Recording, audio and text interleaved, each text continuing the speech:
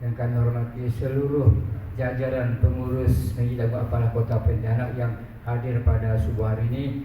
Tidak ketinggalan pula para jemaah kaum muslimin dan muslimat yang tidak dapat kami sebutkan satu persatu namanya, namun tidak mengurangi rasa hormat kami kepada para jemaah yang senantiasa hadir pada subuh hari ini. Bapak dan Ibu yang dirahmati Allah SWT, marilah kita dengarkan bersama-sama tausiah subuh yang akan disampaikan oleh Habib Ali Hajbir Al-Hindwan kepada kita semua. Kepada beliau waktu sepenuhnya kami persilakan.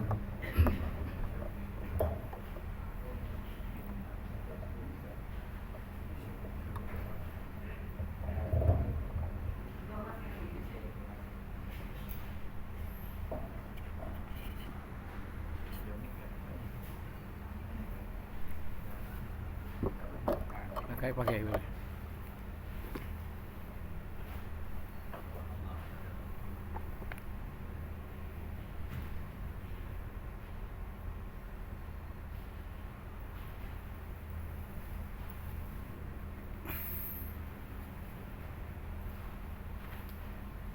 Bismillah.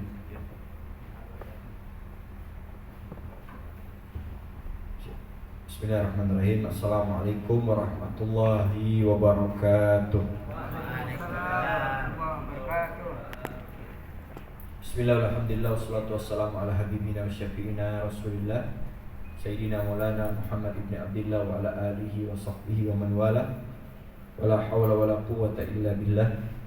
Rabbi syrah li sadri wa yassir li amri wahlul 'uqdatam min lisani yafqahu qawli wasaddid bihi lisani wahdi qalbi bijahi nabi wa sahbil ali. Subhanallah alhamdulillah wa la ilaha illallah wallahu akbar. Adada kulli harfin kutiba kitab abada abin dahrat dahirin amma ba'd. Yang kami cintai, kami muliakan para pejuang-pejuang salat subuh, para perindu kemuliaan jamaah Masjid Agung Al-Falah Sungai Jawi Pontianak Barat yang dimuliakan Allah Subhanahu wa taala, para pendengar dimanapun Anda berada, khususnya yang kami cintai orang tua kami, para pembina Masjid Agung Al-Falah, para dewan masjid beserta jajarannya, para tokoh agama, Pak Ustadz, Pak Kiai, atau tokoh masyarakat yang mohon maaf karena keterbatasan ilmu saya tidak bisa disebutkan namanya satu persatu, tapi tidak mengurangi rasa hormat kami. Mudah-mudahan hari ini adalah hari yang baik buat kita. Allah Subhanahu wa taala kabulkan hajat-hajat kita pada hari yang mulia ini, di subuh Jumat yang penuh dengan berkah ini, dan semoga Allah Subhanahu wa taala menerima semua amal ibadah kita, menjadi sebab kemuliaan kita di dunia sampai akhirat. Amin amin ya rabbal alamin. Bapak Ibu sekalian, jamaah Masjid Agung Al-Falah yang dimuliakan Allah Subhanahu wa taala,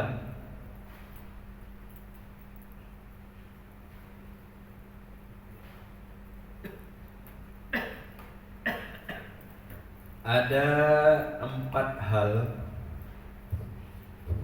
yang mana 4 hal ini baik banget, tapi jika dilakukan oleh kelompok lain maka jauh lebih baik lagi. Ada 4 hal perbuatan baik yang mana jika dilakukan oleh kelompok lain maka dia akan jauh lebih baik lagi. Apa 4 hal itu? Yang pertama yaitu adalah al-haya, yaitu sifat malu. Malu bagi laki-laki itu bagus. Bagi laki-laki itu bagus. Tapi jika malu ini dilakukan oleh perempuan, maka itu jauh lebih bagus lagi. Malu ini termasuk bagian daripada Islam, bahkan disebutkan bagian daripada iman. Sampai dikatakan al-haya'u minal iman. Malu itu disebutkan bagian daripada kita punya iman. Iman itu ada 70 cabang, ada 70 cabang lagi. paling tingginya la ilaha illallah. Tadi kita baca, Masya Allah, dipimpin oleh Pak Ustadz kita ya kan. Itu adalah bagian untuk memperkokoh kita punya iman, memperkokoh kita punya keyakinan. Wa adnaha, dan paling rendahnya iman itu adalah imatatul adza minat thariq, menyingkirkan bahaya yang ada di jalan. Ada beling, ada paku, ada apalah pokok yang membahayakan pohon di jalan. Oh, ini bahaya nih, paku. Nanti kalau nggak disingkirkan, kena kaki orang, kena ban, bocor. Disingkirkan sama dia. Oh, ini ada beling, bahaya, kena kaki budak-budak, nanti luka. Disingkirkan, itu tanda iman. Walaupun rendah, jangan diremehkan itu. Ada yang bilang, wah ini kan paling rendahnya iman. Justru kalau kita nggak melakukan, jangan-jangan iman kita rendah pun tidak ada. Yang rendahnya nggak ada, apalagi yang tinggi. Kadang orang ini cuek, nengok paku. Ada yang lebih parah, disebarkan di paku. Dia tambal ban di lampu. Nah, ini bukan saya duduk tambal ban, ya kan? Insya Allah istri kita orang-orang baik. Tapi ada kan berita itu, dia berlaku. Ini gua dikit biar tak ngantuk. Maka itu paling rendah. Dan di antara 70 keimanan itu, salah satunya adalah apa? Yaitu sifat malu. Malu jika dikemas dengan baik, maka dia bisa menjadi pelindung atau benteng kita dari perbuatan maksiat. Sifat malu ini kalau ada pada laki-laki bagus, tapi kalau ada pada perempuan jauh lebih bagus lagi. Kenapa? Karena perempuan ini adalah makhluk Allah yang spesial, tetapi juga menjadi salah satu senjata iblis. Perempuan ini, ya. Nabi Allah Adam alaihissalam awalnya itu sulit digoda oleh iblis. Tidak bisa Nabi Iblis menggoda, Nabi Iblis lagi ya. Nggak bisa iblis menggoda Nabi Adam, nggak bisa. Karena Nabi Adam seorang nabi, nggak mungkin bisa digoda oleh iblis, oleh syaitan saat itu. Lalu kok kenapa Nabi Adam ya kan bisa saja termakan atau kebujuk oleh rayuan iblis? Itu dari Siti Hawa. Dari Siti Hawa. Jadi Nabi Adam menggunakan iblis menggunakan Siti Hawa untuk menggoda Nabi Adam alaihissalam, sehingga Nabi Adam lupa, fa'ansahu syaitan. Syaitan pun membuat lupa Nabi Adam alaihissalam melalui bujukan Siti Hawa. Makanya disebutkan an-nadratu sahmun min sihami iblis. Memandang perempuan itu adalah salah satu dari panah iblis. Godaan syaitan dari panah ini, mohon maaf, bukan saya merendahkan wanita, enggak. Cuma memang wanita ini dia ini menjadi alat syaitan. Ini disebutkan dalam sebuah hadis Nabi SAW, al-mar'atu tuqbilu ala surati syaitan wa tudbiru ala surati syaitan. Perempuan itu dia datang dengan membentuk muka setan, dia balik badan pun setan juga. Bukan berarti perempuan ini kesetanan, bukan. Maksudnya apa? Maksud daripada hadis ini, perempuan ini kalau datang, maka syaitan akan menggoda laki-laki mana bagian dari tubuhnya yang menarik bagi matanya. Wajahnya kan? Kepalanya kan? Atau anggota tubuh yang lain. Oh, mohon maaf, she's not my type. Dia bukan tipe saya. Tapi begitu dia balik badan, nah tadi itu waktu biru ala surat syaitan, dan dia balik badan pun bentuk setan juga. Dari belakang bagian apa yang menarik untuk dirinya. Nah, itulah dijadikan sebagai senjata syaitan. Oleh karenanya perempuan hanya sifat malu saja yang bisa menjaga kehormatannya, yang bisa menjaga kemuliaan wanita tersebut.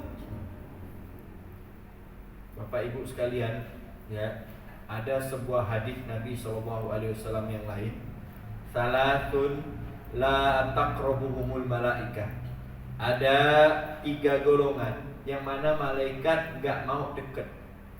Ini contoh nih bagaimana setan tuh hebat memanipulasi manusia, khususnya lewat kaum perempuan. Ada 3 malaikat nggak mau dekat. Yang pertama al-junub, orang yang junub nggak mau dekat. Tapi saya yakin kita yang hadir di sini begitu junub segera mandi kan? Segera mandi. Kalaupun enggak wudu kita. Kalaupun enggak lama gitu loh. Mandi sejam 2 jam habis itu mandi. Yang kedua sakron, yaitu apa? Orang mabuk. Mabuk, setan nggak mau dekat. Malaikat. Ya, setan yang dekat. Malaikat nggak mau dekat orang mabuk. Tapi saya yakin yang hadir di sini semuanya nggak ada yang mabuk insya Allah.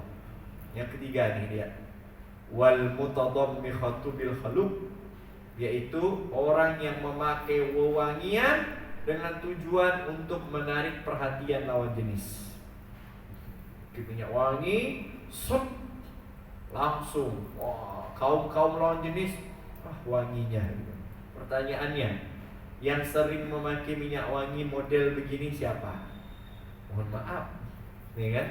Dari sini saja sudah ketahuan bahwasanya begitu hebatnya iblis dalam menggoda manusia.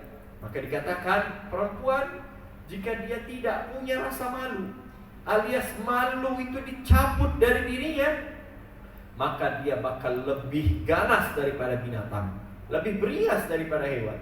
Sifat malu itulah yang menjaga kita, yang membenteng kita, yang jadi rem kita agar kita tidak mudah melawan perintah Allah Subhanahu wa ta'ala. Ini sifat malu. Malu harus dibiasakan malu. Tidak hanya malu kepada manusia. Kalau malu kepada manusia mah gampang. Tapi yang paling penting adalah malu kepada Allah. Salat subuh kesiangan, ada nggak rasa malu? Allah malu misalkan kondangan. Kondangan ini manusia. Tertulis di undangan jam 1 sampai jam 5 sore. Sebagian orang ada yang sampai jam 7 malam. Kita telat. Di undangan sampai jam 5 sore. Datang-datang habis maghrib. Tak pergi, tak nyaman. Yang ngundang nih keluarga ya kan. Apalagi dia ada daftar tamu. Kan ketahuan tak hadir. Mana Habib Ali ni? Aku tengok 100 tamu undangan tak ada. Tak enak kan? Mau hadir telat, malu nanti. Dilema. Maka hendaknya kalau kita bisa malu kepada manusia, kenapa kita nggak bisa malu kepada Allah? Ini solat, tak solat, takut disiksa Allah, nanti diabsen sama Allah. Mana Habib Ali ni? Tak solat subuh, solat kesiangan, malu. Jam 7 duha bagi kunut, ya kan? Tapi sayangnya banyak di antara umat manusia kalau sama Allah tidak malu. Kalau cuma manusia yang malu. Begitu mabok nggak malu, nggak malu dia. Begitu zina nggak malu, nggak ada malu zina. Tapi pas ketahuan kena gerebek baru malu. Tengok di berita-berita, polisi menggerebek hotel, ditemukan 5 pemuda, bla bla bla bla, direkam sama wartawan, tutup muka. Kasus perselingkuhan, suami gerebek istri, selingkuh di hotel, direkam, tutup muka, begini lah ini. Kenapa? Malu sama kamera, malu sama wartawan, malu sama manusia, sama orang malu. Padahal kalau kita sama orang, paling dicemooh sejam doang, ya kan? Pagi, malam nih ketahuan nih, paling sejam dia omongan. Sampai siang lah, mungkin. Besoknya orang dah tak mau ngomong ya kan? Dan orang yang ngomong kan tu tak mungkin lah dia ngomong setengah jam, 1 jam, 2 jam. Paling setengah jam lama. Itu mang perak, mang leruak, gerobok dia gini, ya kan? Nanti jam 7, jam 8 bahas lain lagi. Ujung-ujungnya politik lagi, ya kan? Kita gubernur coblos siapa nih, ya kan? Tak ada ngomong sampai lama tu, tak ada. Tapi kita nggak pernah malu kepada Allah. Saat maksiat nggak ada malu sama Allah. Saat zina nggak ada rasa malu sama Allah. Saat maksiat lain nggak punya rasa malu kepada Allah. Padahal kalau kita melakukan itu tidak ada rasa malu kepada Allah, siksaannya, hukumannya kekal sampai akhirat. Sementara omongan manusia nggak ada yang kekal. Oleh karenanya sifat malu ini harus kita pupuk, harus kita tanamkan harus kita ajarkan kembali, khususnya bagi kaum perempuan. Ini adalah yang pertama. Yang kedua yaitu taubat. Taubat ini bagi orang tua bagus. Tapi jika taubat ini dilakukan oleh anak muda, jauh lebih bagus. Taubat bagi orang tua bagus. Orang tua, ya apa lagi mau dipikirkan, ya kan? Mohon maaf nih, ya. Tapi insya Allah mudah-mudah semua ini, ya kan? Semangat ya. Tapi kita ini sudah tua, ya, walaupun muda-muda ya, saya muda, tapi gak ada yang menjamin umur. Tapi mudah-mudahan panjang umur. Amin. Tapi siapa yang menjamin? Baru-baru kemarin saya punya teman umur sama dengan saya. Saya lahir tahun 93 Februari. Berarti mau masuk berapa? 32. Jalan 32. Saya punya teman kelahiran 94, beda setahun. Baru kemarin ngopi bareng, makan roti bakar. Kita bahas program, mulai dari program sampai cerita masa lalu, ya kan? Sampai ngomongin utang macam-macam lah di warung kopi. Ngomong malam kemarin itu 3-4 hari yang lalu lah. Paginya wafat. Habis sholat subuh. Gak ada angin, gak ada hujan. Ya semuanya sering lah menemui hal yang serupa, ya kan? Bahkan orang tua salah satu teman kami, Ustaz Hamidur Rahman, ya almarhum siapa? Haji Usman Ralibi. Siapa yang menyangka habis sholat Jumat? Benar Pak Haji kan? Tak ada angin, tak ada hujan. Allah, indah wafatnya. Tapi kita tak tahu. Ya, wal mautu fuja'ah. Gak ada yang tahu datangnya mati. Oleh karenanya jangan ditunda taubat. Tapi banyak anak muda nih. Dahlah kita anak muda. Nanti lah ada tua lah. Kita ni masih muda. Foya-foya loh. Ngepus tu loh, ngepus. Kata budak ni, kita foya-foya loh boy, pacaran, main, jalan-jalan. Apa itu sholat subuh? Itu untuk orang tua. Kita masih muda. Kita umur 2000, tahun 2000 lahir, masih 24. Santai loh, umur masih panjang kawan. Wah, dituliskan status, umur masih panjang, mari kita nikmati hidup. Ada aja anak muda tuh ditulis di gambarnya, apa namanya? Hidup cuma sekali, mari kita nikmati sebaik mungkin. Anak jawab, salah. Hidup tuh 2 kali, yang sekali tuh mati. Maka jadikan matimu baik, ya kan? Hidup 2 kali, hidup di dunia, hidup di akhirat. Siapa bilang hidup sekali? Matinya sekali. Karena di akhirat tidak ada mati. Jadi dibalik aja. Tapi banyak anak muda, ayo sholat. Nanti lah, udah tua mau sholat. Ayo puasa. Nanti lah, udah mau 40 mau aku puasa Ramadan. Allah tegur dalam Al-Quran. Walaysat taubatu lilladzina ya'maluna sayyi'at hatta idza hadara ahaduhum maut qala inni tubtu al-an walladzina yamutuna hum kufar. Bukanlah dinamakan taubat orang yang melakukan banyak dosa. Oh, dosanya banyak melakukan dosa. Dosa ini, dosa itu. Hatta idza hadara ahaduhumul maut. Sampai kalau sudah mau mati, udah mau wafat, qala inni tubtul an. Baru dia mengatakan aku tobat sekarang. Oh, udah mau mati. Padahal dia mutullah kufar. Tidakkah kamu lihat orang-orang yang meninggal di kuburan? Allah kasih perumpamaan dia. Allah kasih percontohan dia. Di sekeliling kita banyak kuburan. Tuh di Jalan Tebu ada kuburan. Sungai Jawi banyak kuburan. Kita lihat mereka yang terkubur di alam kubur di sana. Bukankah mereka dulu sama seperti kita? Mereka juga sama duduk di masjid ini. Mereka juga sama naik motor. Mereka juga sama dengan kita, makan nasi, makan lontong sayur, minum kopi dan lain sebagainya. Tapi mereka gak sempat taubat. Tenanti. Akhirnya apa? Begitu mereka sadar sudah di alam kubur, baru nyesal. Baru mereka mengatakan, Rabbana laula akhartana rabbana laula akhartana ila ajalin qarib. Ya Allah, andaikan kau hidupkan aku bentar aja di dunia, fa asaddaqa, maka aku akan bersedekah.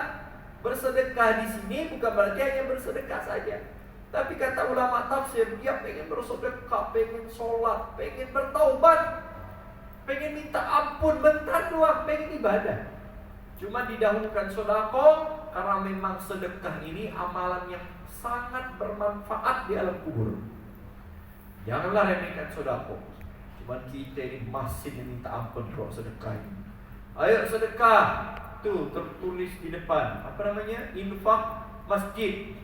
Wah, saya nengok alamak besar, ada yang 50 juta. Sempat minder juga. Tapi ada yang 200 ribu, 500 ribu, sebisanya. Jangan nunggu nanti lah, nunggu kaya, kan? Udah kaya baru saya sedekah. Ini nanti setelah ini sedekah ini, kan? Ayo tak kaya-kaya. Nah, justru sedekah ini yang paling utama, paling menyelamatkan kita di alam kubur. Makanya disebutkan sodako. Yang pertama kali disebutkan apa? Sodako. Wa kum minas sholihin. Lalu aku ingin menjadi orang yang soleh. Ini enggak dikabulkan oleh Allah. Bayangkan kalau dikabulkan oleh Allah, ya Allah hidupkan aku sebentar di dunia ini. Oh meninggal hidup lagi, aku tak kabur gitu. Pas sholat subuh dah kau meninggal jadi malam. Aku hidup bentar buat sholat subuh. Mana sih kabur jadi malam? Tak bisa balik lagi. Tak ada cerita tu bangkit, tak ada. Maka mumpung kita belum masuk ke alam sana, mumpung, maka percepat taubat. Bapak Ibu sekalian kepada Allah SWT, al-ajalatu minasyaiton. Tergesa-gesa itu dari setan. Gak bagus tergesa-gesa. Solat ni tergesa-gesa gak bagus. Tak bagus. Saya tadi turun dari rumah tu jam 3 lewat 20 menit. Saya dah tengok, ini subuh jam 4 lewat 5 menit. Saya dari Perut Gadung. Hujan lebat. Allah mak. Ini hujan lebat. Mau laju sejuk, kan? Menggigil. Saya pergi kacamata tak nampak. Jadi begini, kan? Takut di jalan ada apa? Mau lambat, takut telat. Jadi kita sedang-sedang tu buat 30, ya kan? Udah buat berjikak di jalan. Bayangkan kalau saya laju. Al-ajalatu minasyaiton, laju. Saya jadi imam bergigil. Nanti tak selesai baca surat sejadah. Akhirnya tak jadi surat sejadah. Surat rumah sakit nanti ujung-ujungnya. Karena buru-buru. Oh, dari rumah berlari. Kenapa? Biar dapat takbir pertama bareng imam. Lari dia. Imam betul aja dapat takbir pertama bareng imam. Tapi habis itu nanti ketinggalan. Atau nanti ngos-ngosan. Karena ngos-ngosan sholatnya akhirnya tidak khusyuk. Dan setannya. Dan setan. Semuanya kecuali 4 atau 5 hal ini. Yang pertama yaitu menjamu tamu. Menjamu tamu itu harus cepat-cepat. Itu sunnah, bagus. Datang tamu, langsung kasih air. Apa yang ada dulu suguhkan. Ini termasuk sunnah. Sunnah Nabi SAW. Bahkan termasuk tanda iman. Siapa beriman kepada Allah dan hari akhir, maka hendaknya dia memuliakan tamunya. Hadis sahih, kan? Ini enggak datang tamu, tunggu ya, aku belikan kau mitiau dulu ya. Kira dah ada lah mitiau ni, tunggu setengah jam, sejam tak datang-datang. Rupa dia pergi Gajah Mada tu. Tak bawa lagi beli Gajah Mada, sejam nunggu. Ini makro membuat lama tamu menunggu kesian. Kayak yang ada dulu, bukan kita membaratkan tuan rumah. Jadi yang pertama, bersegera menyambut atau memuliakan tamu. Yang kedua, segera bayar hutang. Ini sunnah. Ada hutang sama Pak Haji ni. Berapa? 10 juta. Nanti kan jatuh tempohnya Februari. Oh tak apa-apa, nak ada duit sekarang, November bayar. Nah, bukan nanti lah, masih lama Februari. Sekarang foya-foya loh. Siapa yang pinjamin Februari nanti panjang umur? Siapa yang pinjamin Februari rezekinya ada? Jadi sunnah, kalau punya duit, punya hutang, ada duit, sunnah dipercepat. Sunnah dipercepat itu. Cuman itulah negeri kita ni, Masya Allah ya kan. Kalau minta utang, lucu muka, macam Hello Kitty. Tapi pas ditagih, jadi security. Garang ya. Ini yang kedua. Yang ketiga, yaitu menikahkan anak perempuan. Anak perempuan kalau sudah kepengen nikah, maka disunnah dipercepat. Beda sama anak laki-laki. Nah itu kenapa? Balik lagi yang tadi yang pertama, yaitu daripada sifat malu. Ini panjang. Jadi intinya anak perempuan kalau dia pengen nikah, disunnahkan dipercepat. Kalau ada rezekinya. Kalau ada rezeki ya, jadi cukup-cukupkan rezekinya. Ya. Yang penting dia pengen nikah sah, halal, diridhoi Allah Subhanahu wa taala. Yang keempat, yang disunnahkan dipercepat yaitu mengurus jenazah. Kepengurusan jenazah cepat itu. Begitu ada yang wafat, dianjurkan jangan lewat daripada 1 waktu sholat. Kapan wafatnya? Zuhur, asar, tanam. Kapan wafatnya? Asar, maghrib, tanam. Kuburkan. Ini nunggu keluarga nih yang dari pakai tengkorak. Kebetulan di tengah jalan macet.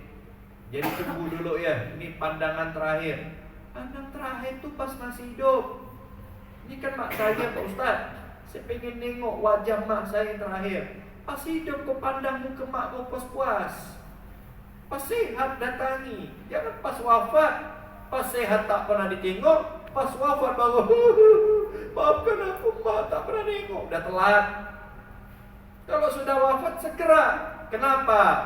Kalau dia orang baik, maka jenazah itu dia berteriak, tidak ada yang dengar kecuali dari golongan jin dan manusia. Apa kata jenazah itu? Percepat kuburkan saya, percepat masukkan saya ke alam kubur, karena saya sudah tidak sabar ingin melihat tempat saya di akhirat.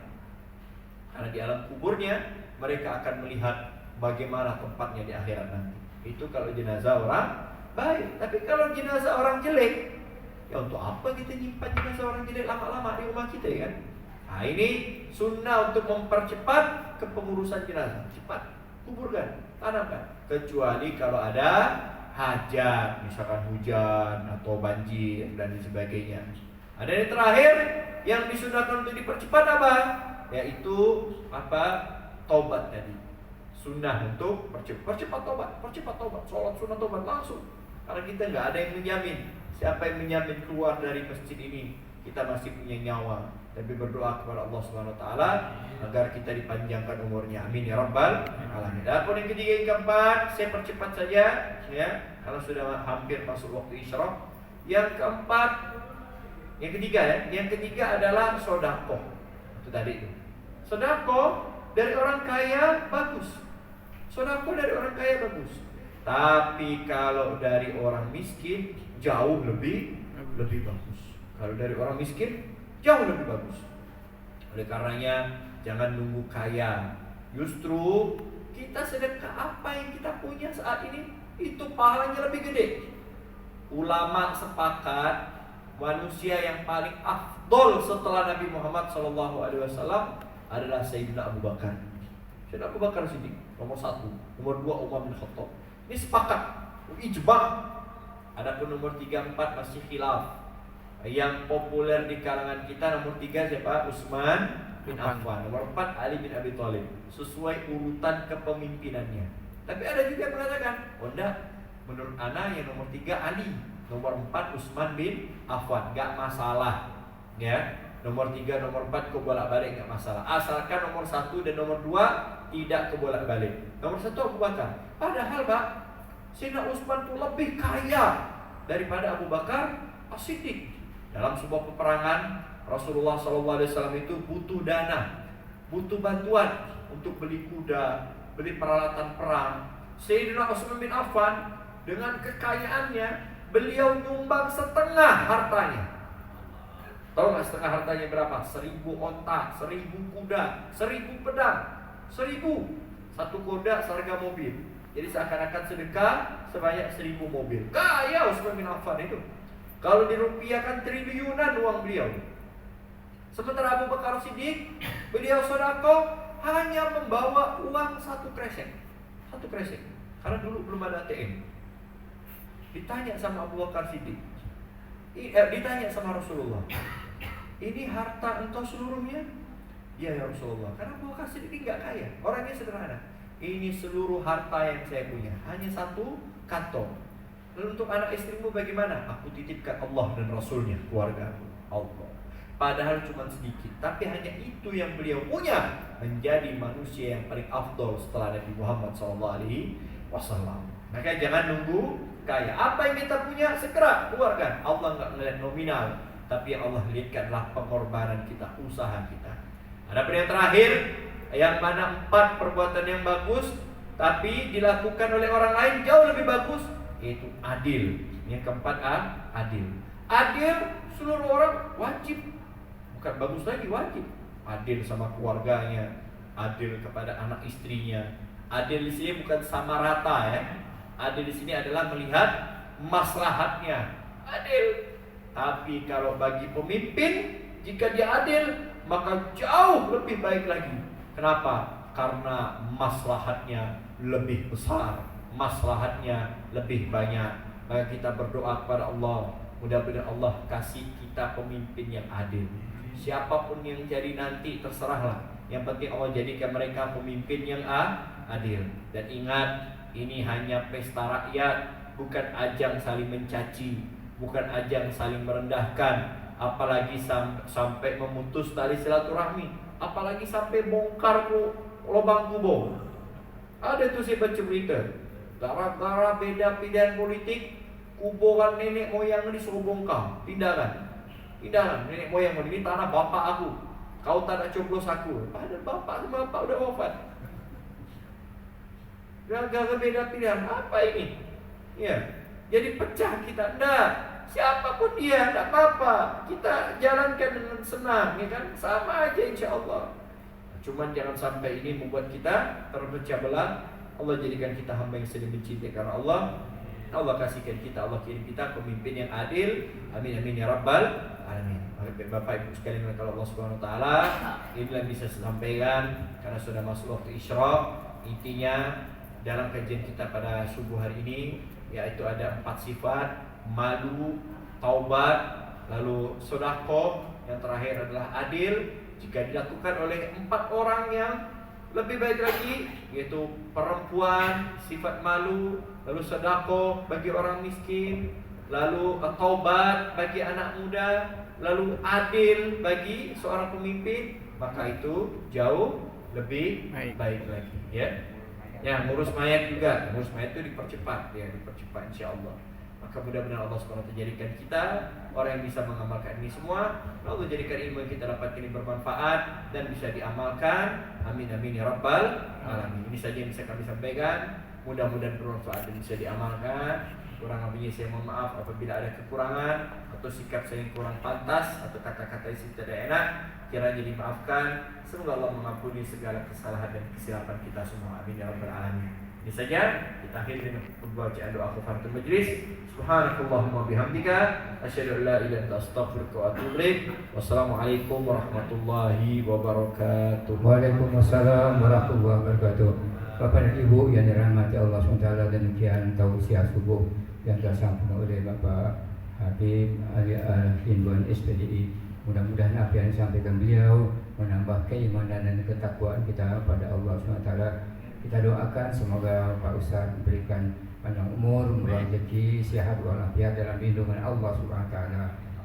Bapak dan Ibu yang dirahmati Allah SWT, atas nama pengurus Masjid Agung Al-Falah Kota Pontianak, kami ucapkan terima kasih kepada Bapak dan Ibu yang senantiasa hadir setiap subuh Jumat untuk mengikuti kajian Al-Quran yang disampaikan oleh para ustadz yang ditunjuk oleh Masjid Agung Al-Falah. Mari kita akhiri dengan pembacaan doa. Subhanakallahumma wa bihamdika asyhadu an la ilaha illa anta astaghfiruka wa atubu ilaik. Wabillahi taufiq hidayah. Wassalamualaikum warahmatullahi wabarakatuh.